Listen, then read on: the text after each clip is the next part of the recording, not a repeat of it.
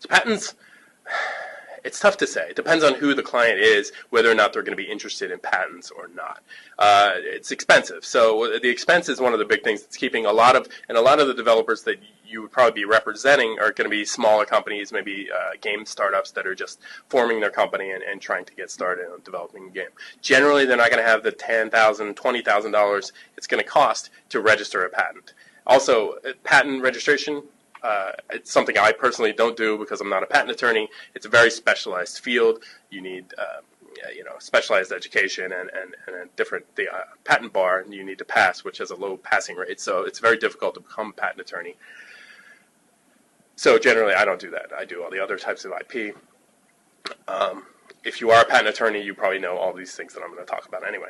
So mostly the bigger platform holders are going to be filing patents. And you can see I have a little list of some of the more famous video game patents. First, Magnavox had a patent on Pong, which was like the first video game. That was the subject of a lot of litigation when other developers of platforms and hardware wanted to create their own video game machines. Nintendo owned one for a sanity meter within a game, which would basically tell you how sane or insane your character is within the game, so that was more of a software patent.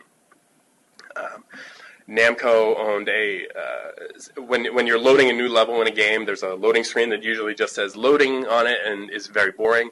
Namco had a patent for having a little game that's happening in there, which actually just expired a year or two ago. So for 20 years, they basically had a monopoly on putting loading screen mini games out there. The rumbling controllers, so if you have a controller and let's say an explosion happens in the game, the controller will vibrate a little bit. That's a patent owned by a company called Immersion, and they license that patent to all the various console manufacturers so that they can put that rumble in the game. There's famous litigation between Sony, who wanted to do it without licensing, and ended up having to take it out of their PlayStation 3 in the beginning until they finally settled with Immersion. So you can also get a provisional patent, that's what it's called. It basically lasts a year. It's a lot cheaper. I think around $3,000 you're going to be paying. And then if in that year you're going to be getting some sort of big investment for your game development, then maybe you can use some of that money to actually file the full patent within a year after that. One recent case, Supreme Court case, is the Alice case. The Supreme Court held that a software patent, these are just patents for software, needs to be more than just implementing an abstract idea onto a computer. So, this sort of limited the scope of what was patentable in software, and it's actually come up in a video game case just this year in 2016.